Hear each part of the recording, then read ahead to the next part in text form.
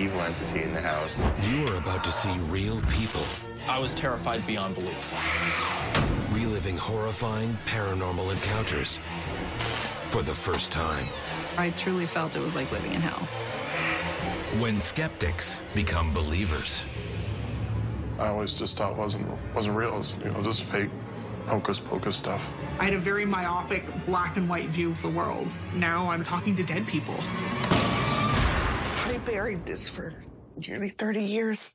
Be prepared to be afraid.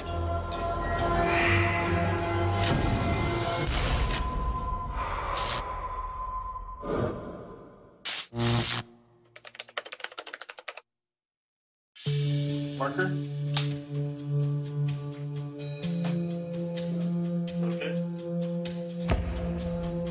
Before we purchased our house in Bloomingdale, I was living in a small condo with my husband, and it was very small and it was far away from both of our jobs. So we wanted to find a house that was closer to our jobs. The first impression I got was that it was very eerie. They had bushes that were overgrown in the front.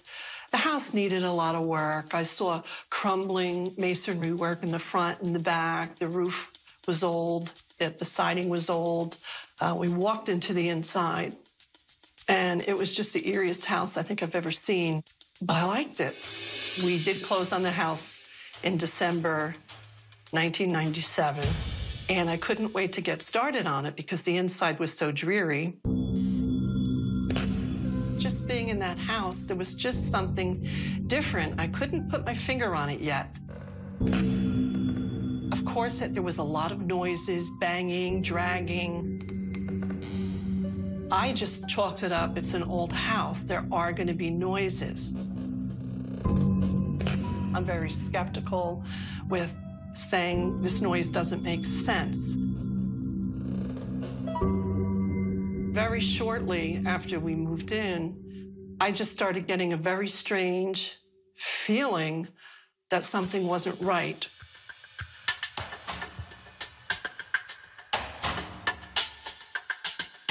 Every night I would go to sleep and I would have this nightmare.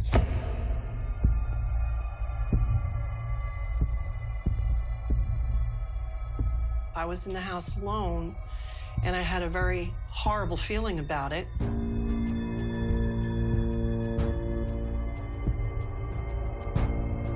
I'd be at the top of the stairwell, and I knew something very ominous was at the bottom.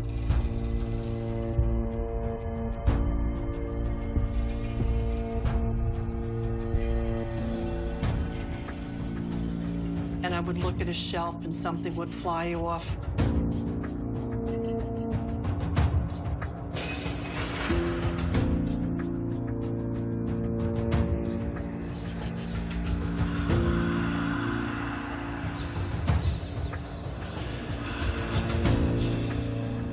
And I would see a shadow at the bottom of the stairs. It would start to move up, and I'd hear breathing.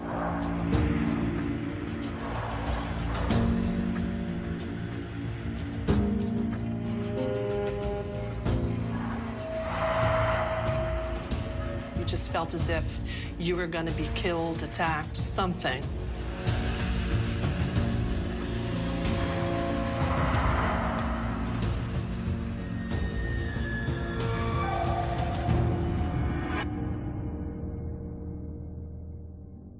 And then that's when I would always wake up. And it turned out I had that nightmare every night for months. I had told my husband, I don't even want to go to sleep because I know I'm going to have that dream. Patty had always been skeptical of the paranormal, but events in the house were beginning to convince her otherwise. I went down to do laundry, and we have the biggest container of laundry detergent. And I did the laundry, put it back on the shelf. The detergent went back up in the kitchen, and when it was done, the laundry detergent wasn't on the shelf.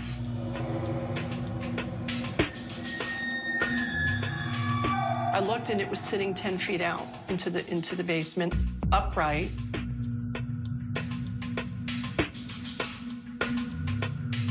I just tried to ignore it, picked it up, did the second load, put it back on the shelf. When I came down a third time,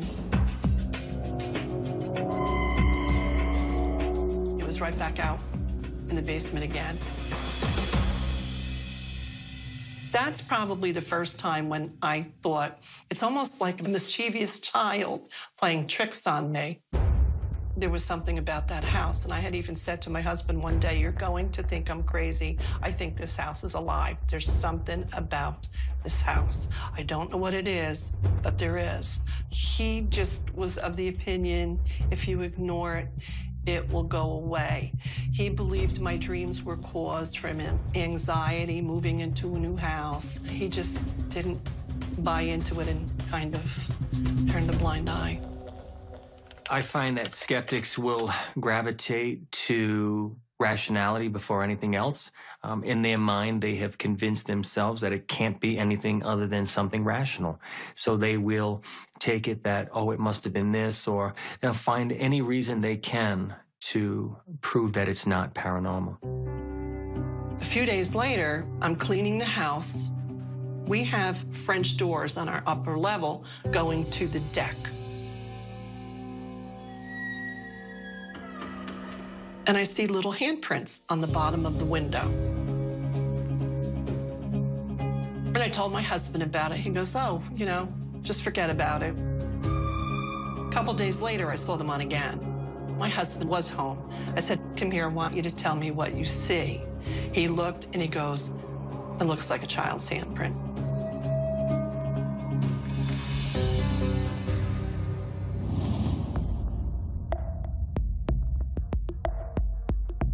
One of the situations that scared me the most, and I knew I had to find out and get to the bottom of it, again, happened in my room.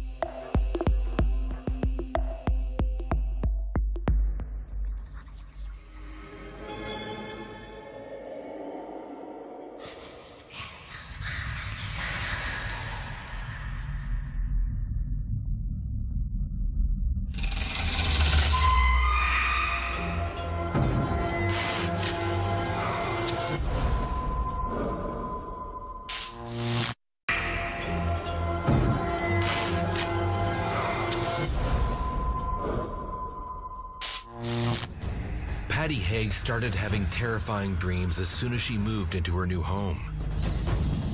But the nightmares were turning into reality.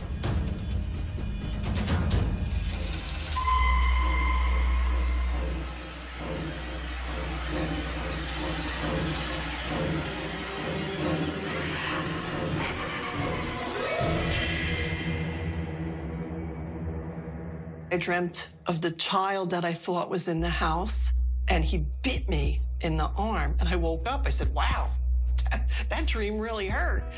And when I was in the shower the next day, I was bitten. Now, I couldn't fit that in my mouth to put that bite mark, and it was a small mouth. So that dream was a dream, but it wasn't a dream. I can't explain that. It became more than a dream when old friends Roseanne and Joe came over to the house for a visit. She was with a gentleman, and he was a big, burly, 6'3" contractor. Roseanne had mentioned the apparition, and Joe started making fun of it. I had asked him not to do that, and he continued to do that. The next thing we knew, and I saw it and Roseanne saw it,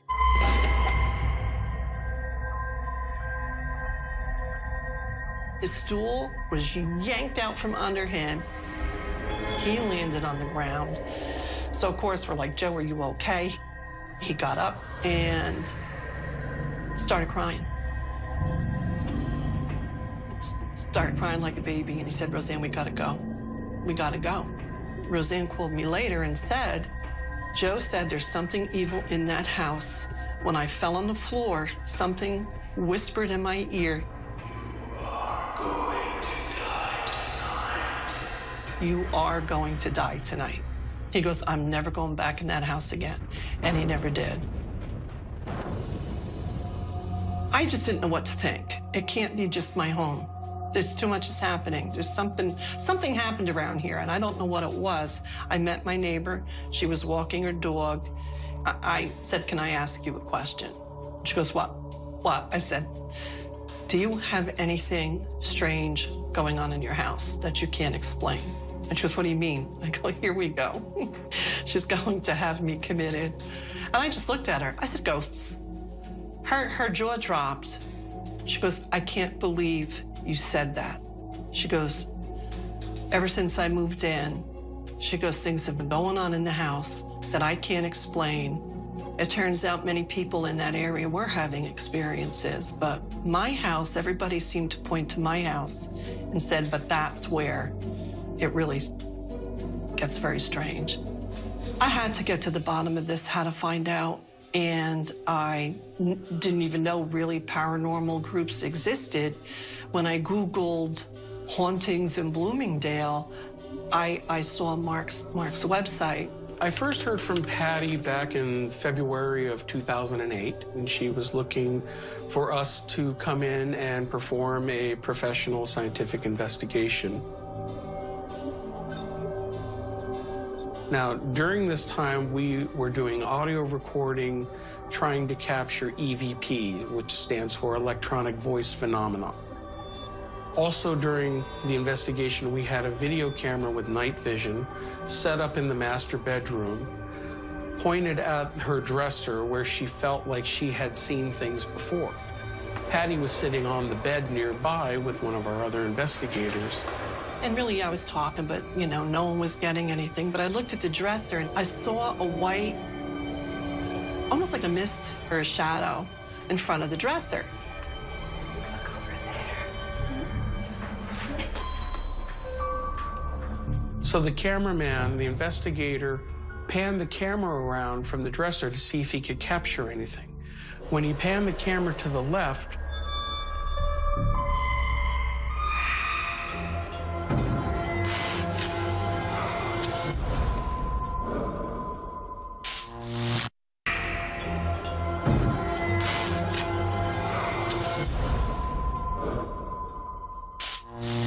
evidence of the paranormal was becoming harder to ignore at Patty Haig's house. Now a guest had been threatened. You are going to die tonight. Wanting answers, Patty had called in a paranormal investigation team. so the cameraman, the investigator, panned the camera around from the dresser to see if he could capture anything. When he panned the camera to the left, all of a sudden, he captured what looked like a head with no features. You cannot see a face or anything, but it looked like a head with a hairline. And it had very dark hair, and you can't see features of a face. It's bizarre. You see the hair and it's sticking in.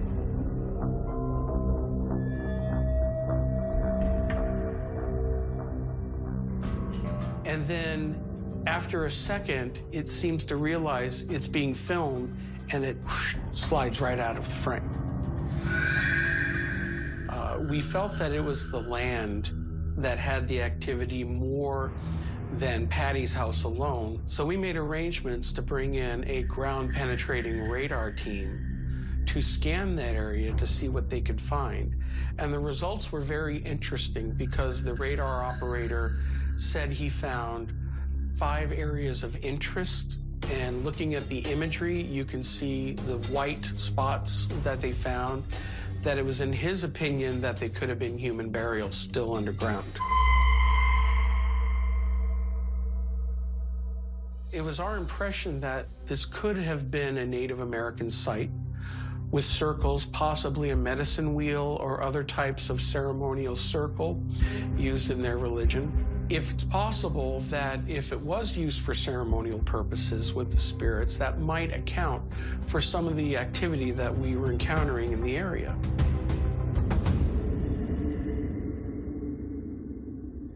Once Mark and his team came in and did their investigations, activity did pick up in the house significantly, where It almost appeared that now it was taking more of a malicious turn for me.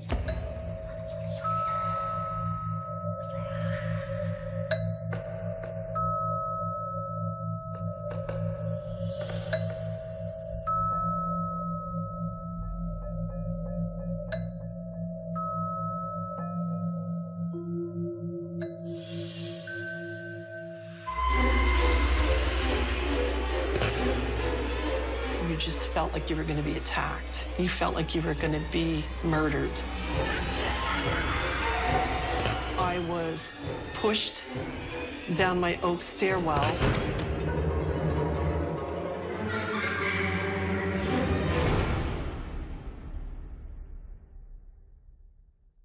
And I knew if I didn't leave that house, I wasn't going to survive in that house.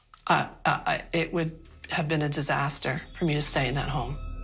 So when my husband got a new job down south, that was probably the happiest news I had in years. I didn't care if we had to live in a tent somewhere. I honestly didn't. I would have been happy living in a tent to get out of that house. The last day of the house, I stood outside the door, closed it, locked for the last time, and got in my car. I felt a lightness that I haven't felt in years. I felt like a new person, a happy person. The house had finally convinced Patty that another plane existed, and it was too much for her to live with. It was that location, it stayed at that location, and now I'm living in a place that is completely free of any kind of paranormal activity, and I would never go back, ever.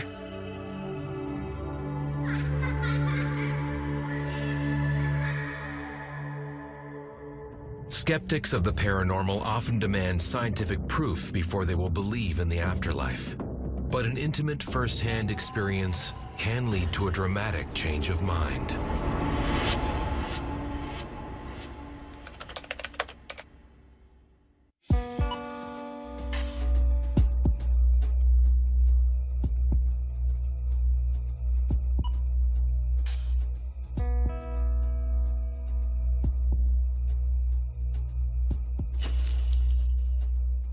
So we lived in Toronto for about 4 years. We had it was a beautiful luxury condo on the lake, and everyone thought we had the best life going. But we were really unhappy, and looking back, we were unfulfilled. Well, condo life for me was a little bit difficult because we wanted to be closer to nature. We wanted to have more of just a real connection with, the earth around us. And we weren't really feeling that where we were living. We went on the hunt for a house. And so I said to Jennifer, I said, let's go out to this place called Brantford, which I hadn't even heard of before. As we were getting closer and closer to the house, we were getting more skeptical because it was kind of like a subdivision that we were driving through. And we pulled up to this little house on the hill. We both instantly fell in love with it, and everyone thought we were crazy. It was a very stark contrast to what we were living in Toronto. And when we got here, we knocked on the door. And this older gentleman came to the door. He was well into his 90s. And actually, it was the owner. The agent hadn't arrived yet. He said, oh, come on in, come on in. He was 94, and he wanted to interview everybody who was interested in purchasing the property. He really wanted the property to stay intact. And he said, what are your plans with the house? And I said, well, Jack, I think it needs a paint job, to be honest, so I think I might paint it if you don't mind. And he said, no, that's fine. Jack's wife died when he was in his 70s, I believe. And he believed that he would probably die soon after. He didn't expect to be here as long as he was here for.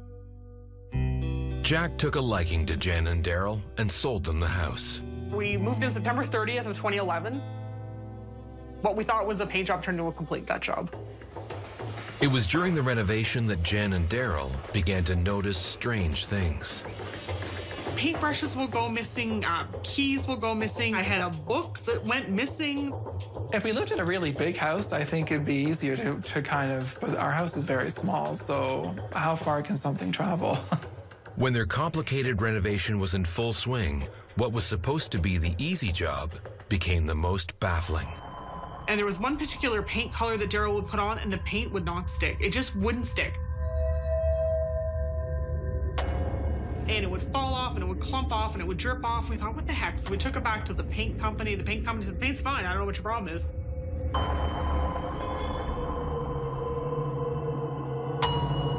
So Daryl thought, well, maybe, he just thought, you know, something came in his head, let's try a different color. He got the same paint in a different color, put it on, and went on perfectly. So we joke about the fact that Jack's wife was like, I'm not having that color paint in my house. Although happy to joke about it, the couple were skeptical that anything otherworldly was actually happening in their home. A lot of times when a family moves into a house, they'll do renovations, they'll fix things, they'll change things. A spirit that has been there for many years, they're used to a certain thing and they're used to a certain way that their house was. If you go there and try to create things and do things, they take offense to that. Like, hey, you know what? I was here many years before you and you're not going to change this. And if you are, I'm going to make it difficult for you to do so. Daryl had never believed in anything paranormal. I've always been a skeptic. I guess I would need to see evidence of that to believe that. During all the construction and all the chaos, Charlie, my little dog, he and I were the first two to move into the house.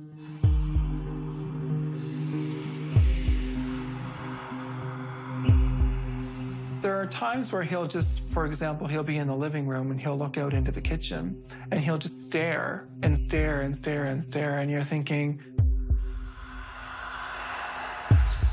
you're not staring at food, you're not staring at water, you're just kind of staring into the room, and you're thinking, why are you doing that?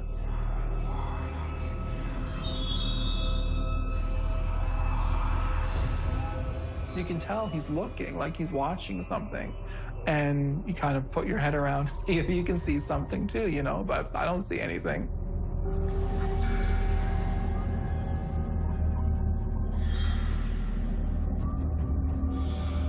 See something, because I don't think he would stand and just stare for so long at nothing. So that's kind of strange. Yeah. But it was Jen's experiences that would truly turn a skeptic into a believer. It just smelled like baking. Like I'd wake up and Daryl doesn't cook or bake. I'd sort of smell the air and I'm like, oh, someone's been baking, like vanilla. You know that very distinct smell of vanilla? And sometimes a very distinct smell of like apple pie. I was like, oh, it smells so good. And there would be nothing there. There was nothing that could have made that smell. You just sort of shake your head and go, okay, you know, and I was still adjusting to living to the country. And I heard the cupboards, and again, at first I thought it was mice or, you know, whatever, because the house was being renovated.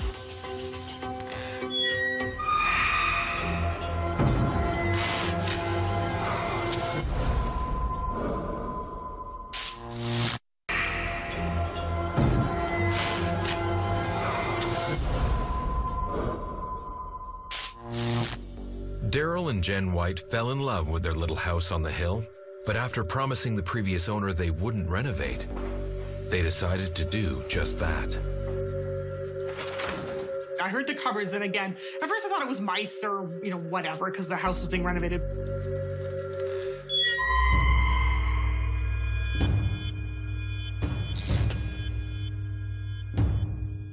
And there she was, standing facing the stove.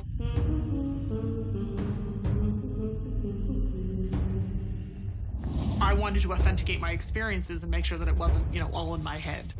But I just knew when I said, oh, I saw this woman in my house, that I thought, oh my God, they think I'm gonna crazy, or you know, they're gonna go, oh my God, these crazy like city people have had, you know, too much country air. And when I reached out to the neighbors, they said, oh yeah, I think I've got a ghost in the house, and I described her. Oh, that's Jack's wife. And they said, you described her a T, and then someone took out the photo album. I'm like, okay. That was Jack's wife. That was the woman. I recognized her, like, that's what she looked like. Found out that Jack's wife, quite tragically, had a stroke or an aneurysm one night. Jack was watching hockey about 25 years ago, and she said, I wasn't feeling well. She got up to go lie down, and she dropped dead between here and the back bedroom. Apparently, she was a prolific baker. So that was a really big watershed moment for me that, yeah, I'm living with something. My life was about to change. As soon as I sort of admitted it, then it started to get like exponentially more frequent and powerful. The cupboard doors would slam and I would be in bed and I'd be like, Daryl, like, knock it off. And he'd be like, I'm not anywhere near them.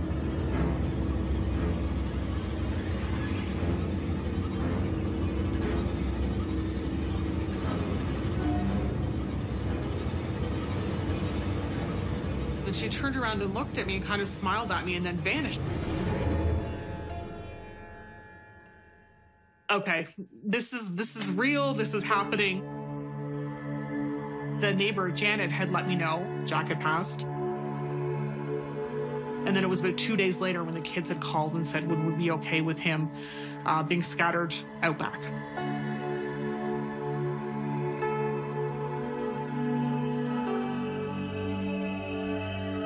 So they came back here and scattered his ashes back in the woods where he was most happy.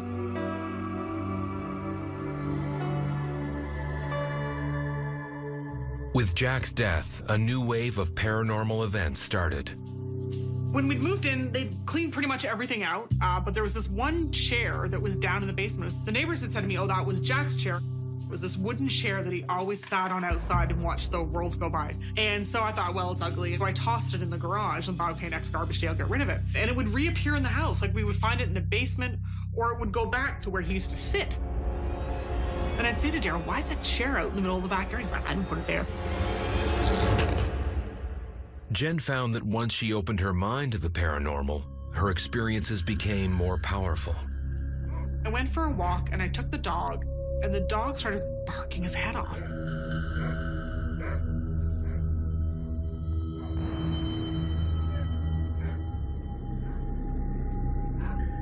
Barking, barking, barking, and then he started staring up the hill, and I thought. So I turned my head and I looked up the hill.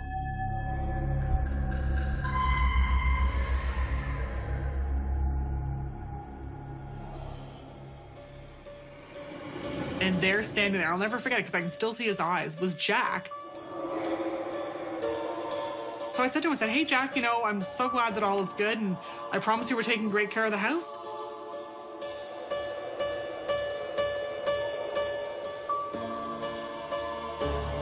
And then he vanished and we continued on with our walk. So it was a really interesting and unique experience. A paranormal encounter changes many lives every day, and a lot of it has to do with the acceptance of knowing that something is there that is not supposed to be. So I was that typical white Anglo-Saxon Protestant conservative person who had a great job. I had a very myopic black and white view of the world. Now I'm talking to dead people. All of a sudden, I accept and respect that there's a whole lot out there that we don't understand. Once you know that there is life after death, you may treat your life a lot differently. You may live it differently. You may not take it for granted to know that in a split second in time, you could be in that same altered state. There's good advantages that come out of a paranormal encounter, and a lot of it is to appreciate life as you know it while you're alive. Since Jack's passed, I haven't seen her, which is really interesting. So when Jack passed, I have not seen her since. I haven't smelt her, I haven't seen her, I have nothing. And I think because she died so suddenly and Jack stayed here for so long that I'm convinced that she was here the whole time Jack was. A relationship between a husband and wife that maybe the marriage lasted 30 years. You don't want to be away from your partner, so there are spirits who will hang around and wait for that, and them two can live a life together in the afterlife. We still call Jack's house and Jack's property. We've been here 4 years. I don't know if we'll ever stop calling Jack's house. As a skeptic dealing with the paranormal, there comes a point where rational explanations just won't cut it. When the paranormal becomes a physical threat, there is no choice but to believe.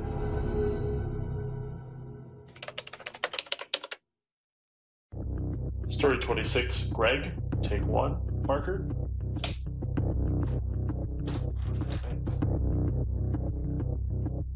Story 26, Danielle, take 4, Parker.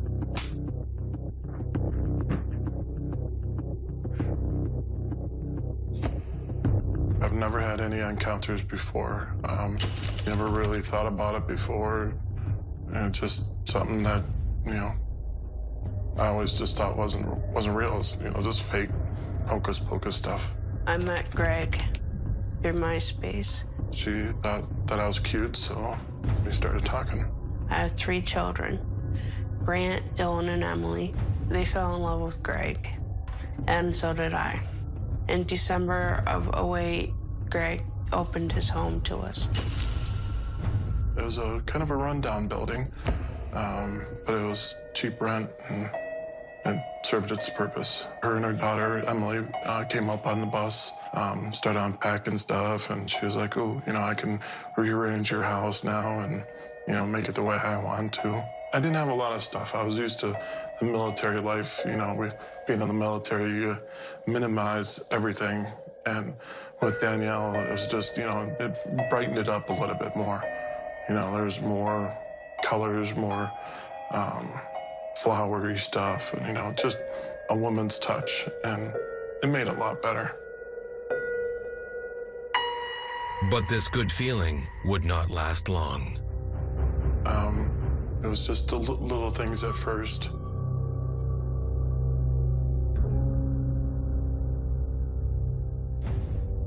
We'd want to go out to dinner or something like that and be like, okay, you know, time to grab the keys. Walk over, went to grab for them, and they're not there. That's like, okay, you know, who's got the keys? And nobody's got the keys. You search and you search and you search.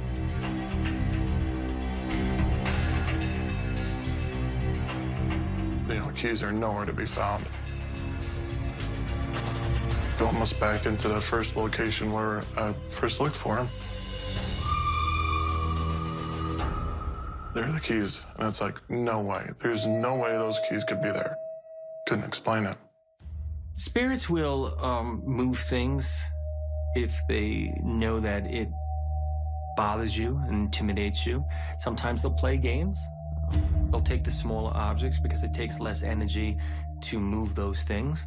And sometimes they could be sending a message. It's hard to really tell with them because there are a lot of them that are tricksters. One time, we were sitting down and having cookies and milk. Emily told me, she goes, Mommy, I have this friend named Michael.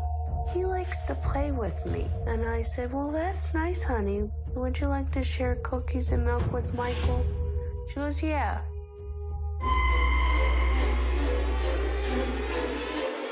And then all of a sudden, you just see the glass move like 6 inches. 6 inches to an empty space. This empty space beside Emily. What do you say when that happens? You know, there's no good reason for something like that to happen, especially when she just got done saying, you know, go ahead, you can share your cookies and milk with them. It wouldn't take long before the paranormal became more real. Actually, a couple of days later, I had another experience myself.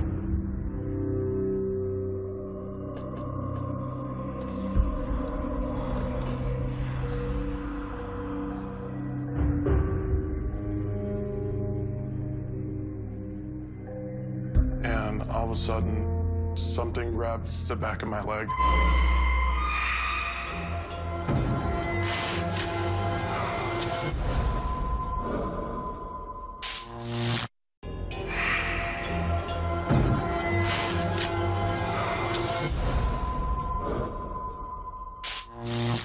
Greg and Danielle Koch had begun to experience strange phenomena in their home, but were reluctant to believe they could have paranormal origins.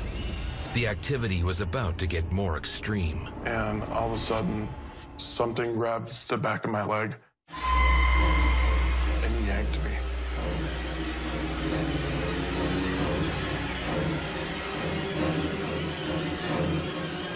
I've never felt this before.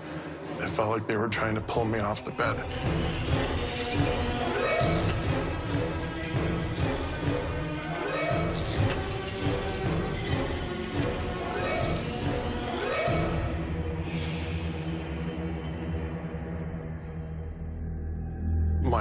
just got rocked. I turned around, looked back, and there was nothing there. And I looked at my leg where I got grabbed at, and I could see the hairs kind of like standing back up off of like if they were like, you know, condensed from where somebody grabbed me. It felt like a grown man trying to jerk me off the bed. I've never had anything so physical happen to me like that before. That's something I'll never forget. Greg started to rethink their decision to raise children in the house. Because if it can move me that much, you know, what else can it do? Finally, we were like, okay, you know, something's going on here. We had contacted the landlord, explained to her that we couldn't stay there anymore. And she was pretty understanding. She's like, I could understand, you know, this isn't the first time we've had people move out in the middle of the month, you know, as quickly as you want to move out. It felt like a relief was off of my shoulders to be moving away from that place. We made the move to Tidiu. The house was like 3 times as big as the place we were in, so we were loving it. It was a really nice house, 2-floor, big yard, you know, so we were really happy with it. And it was only 2 blocks down from the school where Emily would be going to. We moved in July, beautiful weather. The neighbors were real nice. They came out and helped me move the stuff in. I really did think everything was left behind. And we started having experiences at the house that we're at now. Started hearing like walking across the ceiling. And it's like, okay, we know nobody's up there. You know, we'd hear footsteps again, so I'd run up there and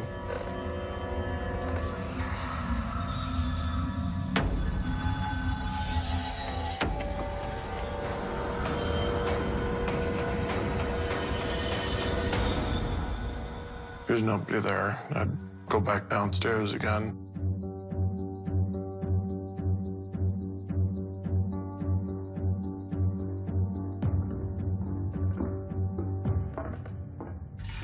You know, you could hear him walking down the stairs.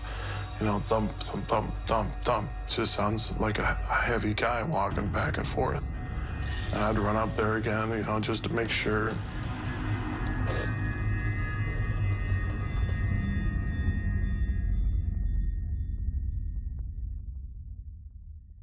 There's nobody up there. It is a very creepy feeling. Maybe a house settling, you're hearing a creaking, but maybe a spirit where you're dealing with sounds, it's gonna be more profound. Spirits will violently walk and the whole house would shake. That's when you start to think, okay, that's much more than just a house settling. We'd come back and, you know, from out to dinner or something like that. And it just seemed like every cupboard in the whole place was wide open.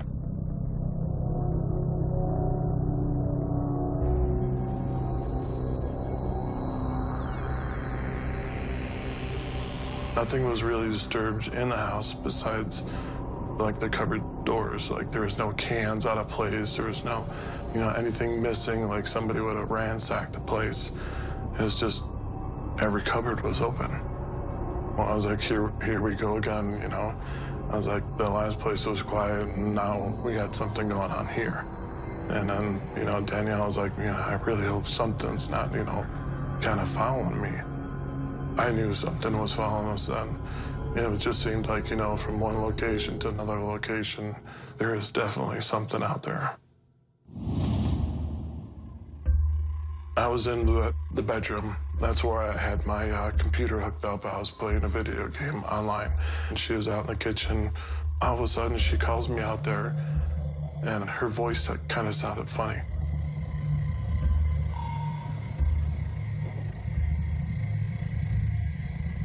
I was like, oh, okay, you know, what's going on now? And she's standing in the middle of the kitchen.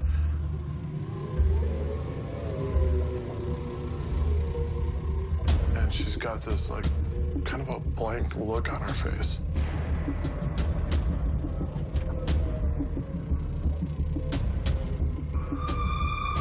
And she's got a knife in her hand.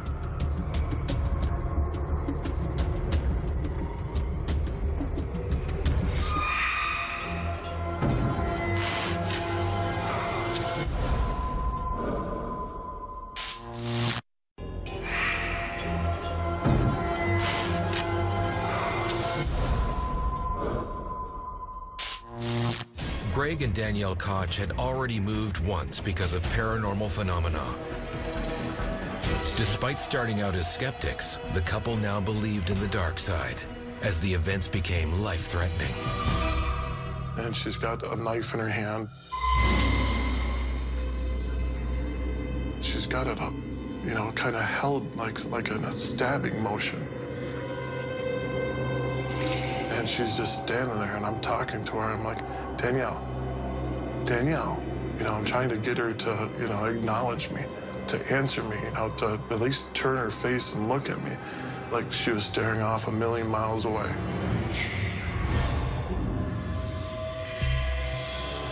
You know, that knife really made me nervous.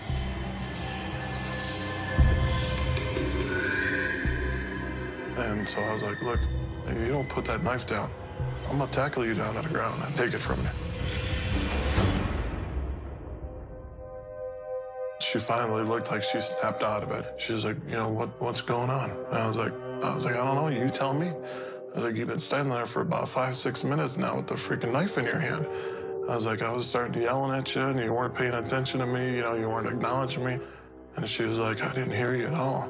All I remember is it felt like a demonic force, and I was fighting with it. I was definitely scared because if it could do it there, you know, what if it's gonna do it again where I wasn't around or if I was sleeping? So we both knew something serious was going on. Unexpectedly, Greg and Danielle found help close to home. You know, we were kind of hesitant to say anything to the neighbors. And then they actually brought it up that they were part of a paranormal society. And I was like, you're kidding me. I was like, you know, what are the odds that you guys are going to be living right next door to us? And then, you know, we told him what was going on, and we told him some of the experiences that we had, and he definitely felt that there was a dark presence in the house, that he was definitely worried about Danielle. Greg invited his neighbors into his home to perform a cleansing ritual. You know, I would see them going around, and, you know, she does spells and stuff like that to try to, you know, encourage more good spirits and, you know, good feelings and stuff like that, and ward off, you know, the more negative feelings. With the house cleansed, the neighbors gave Danielle an amulet to ward off evil spirits and taught her how to perform the ritual herself. Danielle seemed like she needed more of the protection. It seems like they're more, you know, gravitating towards her and not me. And that's been protecting me. So that's how I survive. A lot of these things that we use as symbols. An artifact is not going to drive a spirit away as much as what's behind that artifact, what faith is being put into that artifact. Essentially, you yourself is the one that's exorcising the spirit out of a home. And to be honest, it seems like it's working. There's a lot less negativity in the house. We're kind of, you know, happy with living there as long as, you know, we feel we're kind of safe. You know, we're definitely felt like, you know, we're surviving there. Greg is a skeptic turned believer. Before Danielle moved in, you know, there's no such thing as ghosts. But, you know, 5-6 years later, and, you know, I believe 100%, you know, there is no doubt the spirit's out there.